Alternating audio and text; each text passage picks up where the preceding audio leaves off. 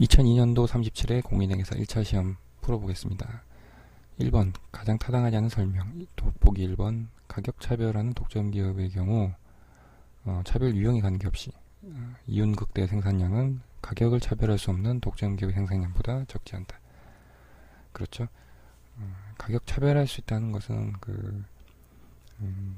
소비자에 대한 특성을 잘 알고 있다는 의미고요. 그래서 1급, 2급, 3급 가격 차별이 있는데 가격 차별 종류에 상관없이 가격을 차별할 수 없는, 그러니까 소비자 유형에 따라서 가격을 이렇게 구분해서 이렇게 판매할 수 없는 독점기업보다는 생산량이 항상 최소한 많게 되겠습니다. 같거나 많게 되겠습니다.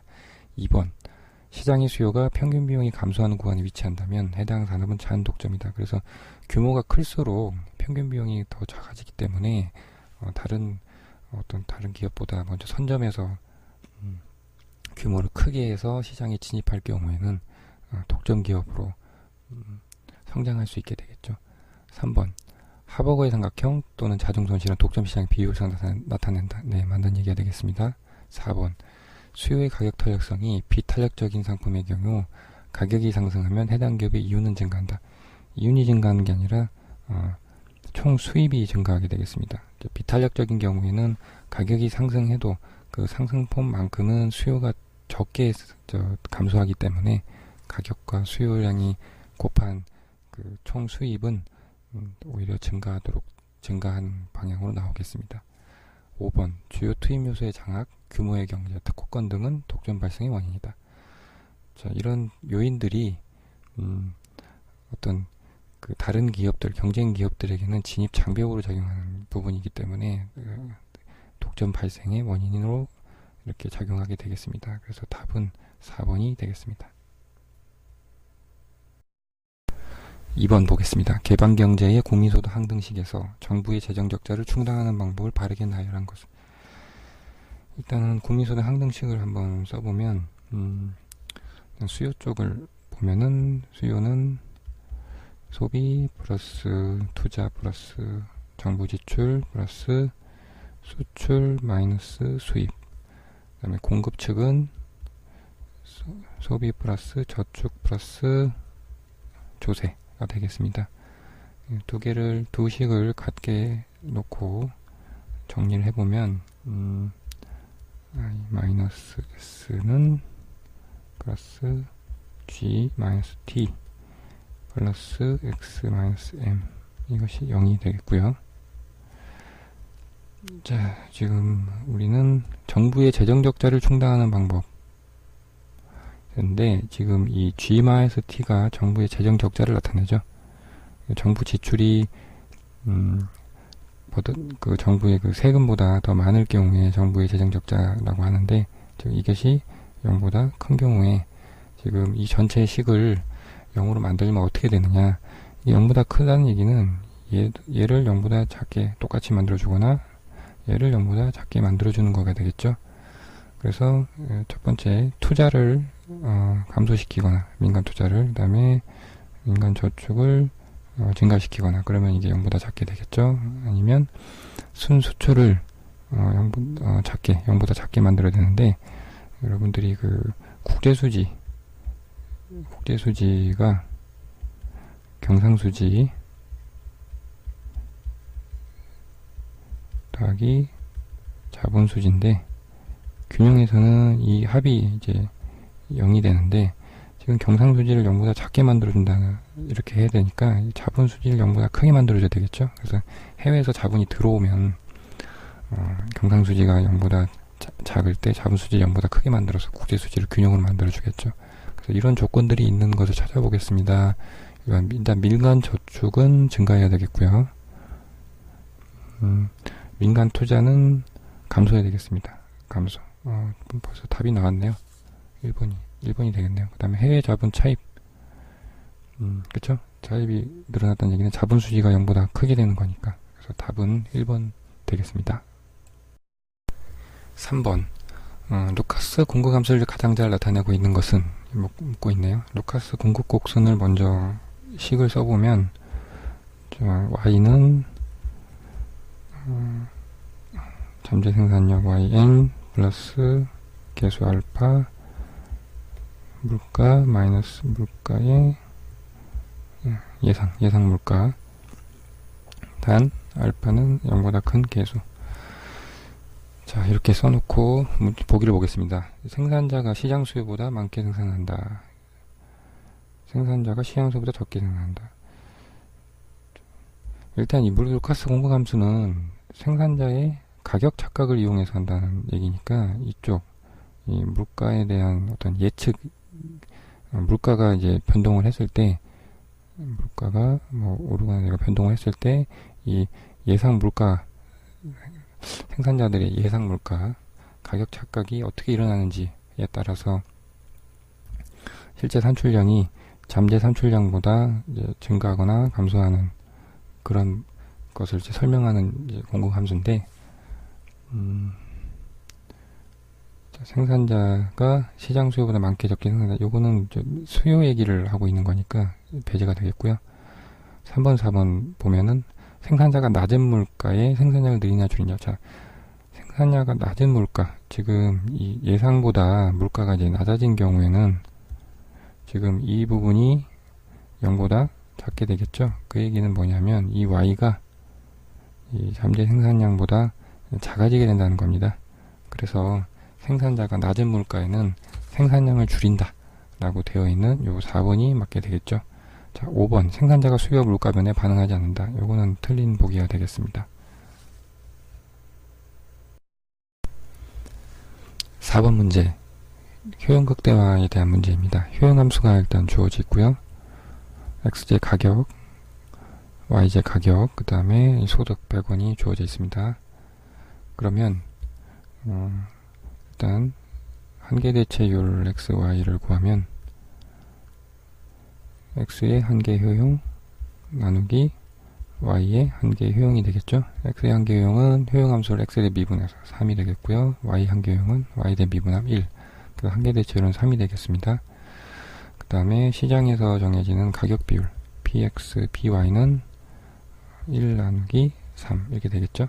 근데 지금 보면 MRS가 한계대체율이 가격 비율보다 크게 되겠죠. 즉 XJ의 그 주관적인 그 가치가 XJ 시장에서 정해진 객관적인 가치보다 지금 이 팀장에게는 더 큰 게 되겠어요. 그래서 XJ만을 소비하게 되겠죠. XJ만 소비하게 되겠어요.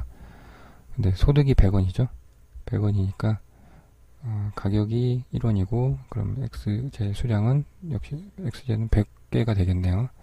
이때 이 팀장을 쓴 최대 효용은 100개를 이제 효용함수 U에다가 대입을 해보면 300, Y는 없으니까 0이겠고요. 그래서 효용은 300이 되니까 답은 5번이 되겠습니다. 5번 문제 노동시장과 실업 관한 문제입니다. 1번 최저임금제는 비숙련 노동자에게 주로 해당된다. 그렇죠? 그 최저임금제라는 거는 그 시장에서 정해진 그 임금이 최소한 어느 정도 돼야 된다는 거니까 비숙련 노동자가 주로 해당이 되겠죠. 그 숙련 노동자들은 이제 시장에서 정해진 그 평균적인 임금보다 높은 임금을 받기 때문에 최저임금제와는 상관이 없게 되겠습니다. 2번 해고자, 취업 대기자, 구직 포기자는 실업에 포함된다. 실업은 그 생산경제 인구 중에 경제활동 인구와 비경제활동으로 이렇게 나눌 수 있는데 경제활동 인구 중에서 실업자의 수가 바로 실업률이 되고 그래서 실업자들은 일단 기본적으로 경제활동 인구에 포함이 돼야 되는데 지금 이 보기에서 주어진 것 중에 구직 포기자들은 경제활동 인구에서 제외가 됩니다. 그래서 실업에 포함되지 않게 됩니다. 그래서 2번 틀린 보기가 되겠고요. 3번 효율성 임금은 노동자의 이직을 막기 위해 시장균형 임금보다 높다. 그렇죠? 이거는 뉴 케인즈 학파, 새 케인즈 학파의 이론으로 노동시장의 경직성을 나타내는 그런 이론입니다. 그래서 맞는 보기가 되겠고요. 4번 실제 실업률과 자연 실업률의 차이가 경기 순환적 실업이다. 그렇습니다. 5번 최저임금, 노동조합 또는 직업 탐색 등이 실업의 원인에 포함된다. 노동시장의 어떤 경직성을 유발하는 혹은 마찰적 실업을 증가시키는 직업 탐색 요인들 이런 것들이 다 실업의 원인에 포함이 되는 요인이 되겠습니다. 그래서 여러분들 답은 2번 고르고 넘어가시면 되겠습니다. 6번은 게임 이론 문제입니다. 보수표가 주어져 있죠. 항상 게임 이론 문제가 나오면 내시 전략과 우월 전략을 찾은 다음에 시작을 하시면은 빨리 답을 고를 수 있을 겁니다. 먼저 기업 일의 우월 전략을 한번 찾아보겠습니다. 상대방의 그 전략에 상관없이 항상 그 보수를 크게 해주는 전략이 우월 전략인데요. 일단 자제 전략을 보면은 기업 2가 자제를 했을 때는 자제는 공세보다 좀 열등하네요. 그래서 공세를 택하는 게 맞겠고, 기업 2가 공세 전략을 했을 때도 역시 기업 1은 공세 전략을 취하는 것이 유리하기 때문에 공세가 바로 기업 1의 우월 전략이 되겠습니다. 기업 2의 경우를 한번 보면 기업 1이 자제를 선택했을 때는 기업 2는 공세를 선택하는 게 이득이고요. 기업 1이 공세를 선택했을 때도 기업 2는 공세를 선택하는 것이 이득입니다. 그래서 기업 2도 기업 1의 전략에 상관없이 더 많은 보수를 가져다주는 공세가 우월 전략이 되겠습니다. 그래서 지금 이 공세와 공세의 짝인 이 70과 50의 보수를 주는 요것이 바로 이 게임의 우월 전략 균형이 되겠습니다. 내시 균형을 한번 찾아보겠습니다. 내시 균형은 상대방의 주어진 전략에서 최적화된 전략인데요. 먼저 이 우월 전략이 항상 내시 전략보다 더 강한 조건의 전략이기 때문에 항상 우월 전략 균형은 내시 전략 균형이 됩니다. 맞는지 보면은 이 70, 50인 상태에서 그 각 기업이 다른 쪽으로 이동할 요인이 있는지 없는지를 보면 되겠습니다. 먼저 기업 1의 관점에서 보면은 기업 2가 공세를 선택하는 상황에서는 기업 1은 역시 공세를 계속 유지하는 것이 유리하고요.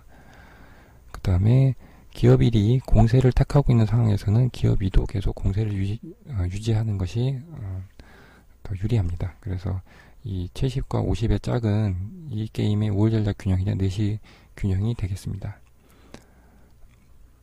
그리고 다른 균형인지 한번 찾아보겠습니다. 일단 자제자제에서 시작해보면 자제자제에서는 다른 쪽으로 이동할 요인이 있는지 보겠습니다. 일단 기업 2도 이렇게 100으로 이렇게 이동할 수 있는 요인이 있고요. 기업 1도 이렇게 공세 90으로 이동할 요인이 있기 때문에 이 70, 80의 조합은 균형이 될 수가 없고요. 그 다음에 90, 40의 조합을 보면은 역시 2가 이렇게 이동할 요인이 있죠. 1은 요인이 없지만 그래서 또 균형이 안 되겠고요. 그 다음에 이 30, 100의 경우에는 기업 2는 이동할 요인이 없지만 기업 1이 30에서 70으로 증가하니까 이동할 요인이 있죠. 그래서 여기도 균형이 아니게 되겠습니다. 그래서 이 게임의 균형은 이 70, 50 하나밖에 없는 그런 게임이 되겠습니다. 보기 1번을 보면 내시 균형은 두 기업 모두 공세를 펴는 것이다. 예, 맞죠. 2번 기업 1의 우월 전략은 상대방의 전략에 관계없이 광고 공세이다. 예, 맞습니다. 3번 기업 2는 기업 1이 광고를 자제할 때 광고를 자제하지 말아야 된다. 기업 1이 광고를 자제할 때 여기 있을 때 자제하지 않고 공세로 가는 것이 80에서 100으로 자기의 보수를 눌리는 방법이기 때문에 역시 맞는 설명이 되겠습니다. 4번 이 게임의 균형은 오직 하나이다. 예, 맞죠. 5번 이 게임의 파레토 최적 집합은 내시 균형을 포함한다. 5번 파레토 최적 집합 상대방의 효용을 감소시키지 않음으로써 않는 상태에서 자신의 효용을 늘릴 수 있는 그런 집합이 되는지를 봐야 되는데요. 자, 5번 이 게임의 파레토 최적 집합은 70, 50에서는 지금 기업 1의 경우에 기업 2의 경우, 기업 1의 경우 전부 이동할 요인이 없죠. 근데 파레토 최적 집합이 아닌 것이 이 두 개 합은 지금 120이잖아요. 근데 여기는 130, 여기도 130, 근데 여기는 150이죠. 즉 여기서 이 공세에서 자제자제로 갈 경우에는 기업 1의 이윤 70은 떨어지지 않으면서 유지되면서 기업 2의 이 보수가 80으로 늘어나요. 그래서 파레토 개선이 가능한 방향이기 때문에 이 70, 50은 파레토 최적 집합이 될 수가 없고 이 70, 80이 파레토 최적 집합이 되게 되겠습니다. 70, 80에서는 다른 쪽으로 이동할 때는 하나가 올라가면 하나가 떨어지게 돼 있어요. 하나가 올라가면 하나 떨어지게 돼 있습니다. 그래서 5번이 틀린 보기가 되겠습니다.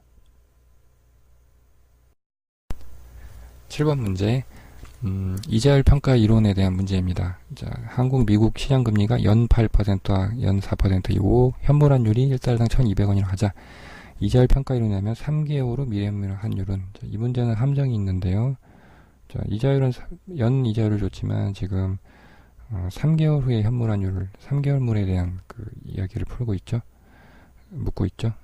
그래서 이자율 평가세를 따르면 국내 금리 8%가 미국의 금리 4% 플러스 환율의 변화율. 현재 지금 현물환율이 1,200원이죠. 일단 x 마이너스 1,200원 이렇게 되면은 지금 이게 여기가 4%가 나와야 되니까 일단 x는 1248이 돼야 되는데 주의할 점은 이게 48만큼 환율이 올라가야 되는데 지금 연 환율을 물어본 게 3개월 환율을 물어보고 있죠. 그 3개월은 이제 1년을 이제 4로 나눴을 때 환율이니까 48을 4로 나누면 12가 되니까 실제 이제 답은 1212원이 되겠습니다. 그래서 답은 2번이 되겠죠. 그래서 이게 3개월 이후를 보지 않고 주의 있게 보지 않고 문제를 풀 경우에 이제 5번을 잘못 고를 가능성이 있는 문제였습니다. 예, 이런 함정은 항상 문제를 잘 읽고 여러분들이 대처를 해야 되겠습니다. 8번 문제는 꾸르노 복점 시장에 대한 문제입니다. 자, 수요함수가 주어져 있고 Q1, Q2 기업 2개 각 기업의 한계 비용 1이고 고정 비용이 없다. 자, 균형에서의 시장 가격 P와 시장 생산량 Q를 구하게 되겠습니다. 먼저 이런 문제는 기업 1의 이윤 극대화를 통해서 반응함수를 구한 다음에 기업 2의 반응함수와 같이 연립을 해서 구하는 문제인데 지금 기업 1과 기업 2가 한계형이 둘이 동일하기 때문에 이 문제는 좀 간단하게 풀이해 보도록 하면 파이 1은 기업 1의 이윤은 가격 곱하기 기업 1의 생산량 빼기 여기서 지금 한계 비용만 있죠. 1 곱하기 기업 1의 생산량이 되겠습니다. 그래서 P 대신에 지금 문제에서 주어진 수요함수를 대입해서 계산을 해보면 이렇게 되겠고 이제 이것을 극대화 시켜주는 Q1을 구하기 위해서 미분을 해보면 10-2Q1 Q2 1이 되고 이것을 0으로 만들어주는 값을 구하면 이 Q1은 반응함수는 9-Q2가 됩니다.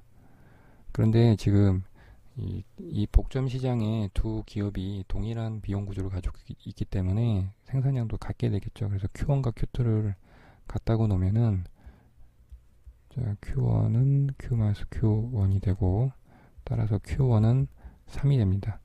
그리고 Q2도 대칭적으로 같기 때문에 3이 되겠고요. 그러면 시장 전체의 생산량은 이제 3 더하기 3에서 6이 되겠고요. 그러면 가격 P는 수요함수에 대입하면은 10-6이니까 4가 되겠네요. 4가 되겠네요. 그러면 답은 3번이 되겠습니다. 9번 재화에 대한 다음 설명 중 사실과 가장 거리가 먼 것은 1번 일반적으로 공유자원과 관련된 외부 효과 공유지죠. 긍정적이다. 아니죠. 예를 들면 목초지에 그 소를 키우는 양이나 소를 키우는 그 소 주인들이 여러 명 있다고 했을 때 개인적인 입장에서 그 소비를 하기 때문에 그 공유 자원이 빨리 고갈돼서 이렇게 없어지는 그러한 공유지의 비극이 일어날 수 있습니다. 이거는 자기 개개인의 입장에서는 이윤 극대화나 효용 극대화를 통해서 소비를 하는데 그것이 이제 상대방의 다른 사람들의 사용 가능성, 이용 가능성, 공유자의 이용 가능성을 줄이는 부정적인 외부 효과로 작용하게 되는 것이죠. 그래서 1번은 틀린 얘기가 되겠습니다. 2번 교육은 긍정적 외부 효과를 갖고 있지만 사적 재화이다. 근데 좀 애매하긴 한데 문제상에서 가장 거리가 먼 것이라고 돼 있죠. 요즘엔 이런 문제는 잘 안 나오는데 일단 공적 재화로도 볼 수 있지만 지금 1번이 확실하게 틀렸기 때문에 2번은 그냥 사교육이나 이렇게 뭔가 돈을 지불하고 교육을 이렇게 지식을 사고 파는 그런까지 이제 포괄해서 봤을 때 맞다고 하고 넘어가겠습니다. 3번 혼잡하지 않은 시내 도로는 공공재이다. 네, 비경합성을 가지고 있기 때문에 공공재가 맞겠습니다. 4번 공공재의 사회적 가치는 사적 가치보다 크다. 그래서 공공재를 그 시장에서 그냥 그 거래되도록 생산과 소비가 되도록 내비로 두면은 사회적으로 필요한 그 최적 수준보다 적게 이제 만들어지게 되겠죠. 그래서 4번도 맞는 이야기가 되겠고요. 5번 국방은 공공재다. 네, 맞는 이야기가 되겠습니다. 그래서 답은 1번 공유주의 비극이라는 부정적 외부 효과에 대한 그 설명과 반대로 되어 있기 때문에 1번이 답이 되겠습니다. 10번 문제, 이것은 경제사 문제라고 볼 수도 있겠는데요. 자, 가트 체제에서 WTO 체제로 이제 바뀌게 되는데 가장 거리가 먼 거 틀린 거 봅시다. 1번 WTO는 가트 주관하에 진행된 제8차 다자간 무역협상인 우루과이 라운드의 결과 탄생하였다. 예, 맞습니다. 2번 가트는 주로 공산품에 대한 세계 무역을 관할해 왔으나 WTO에서는 그렇죠. 추가적으로 서비스와 직접재산권 같은 분야도 관할하게 되었습니다. 3번 우루과이 라운드의 결과 농산물과 섬유도 WTO 안에서 다루지게 되었다. 예, 이거 굉장히 뜨거운 그 감자였죠. 4번 가트와 비교할 때 WTO의 분쟁 해결 절차는 네거티브 컨센서스를 도입하는 등 그 기능이 약화가 아니라 강화가 되었습니다.